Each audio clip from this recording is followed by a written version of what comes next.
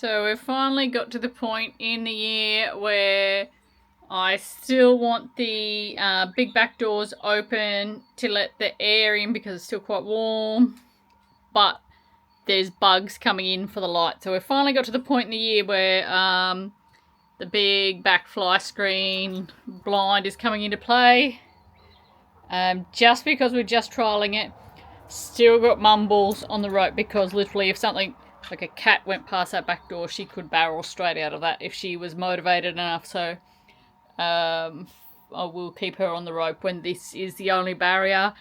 just for safety, because, you know, fly screen versus blue heeler, that's not going to be a winning combination, I'm pretty sure. And we did have a cat in camp the other night, so yeah, so we're finally at the point where the weather's got warm enough that I want the doors open for airflow, but they're starting to get bugs around, so we're giving this big fly screen open weave mesh. Still can see the sunset out there, but hopefully this will keep most of the bugs out and a me in, maybe.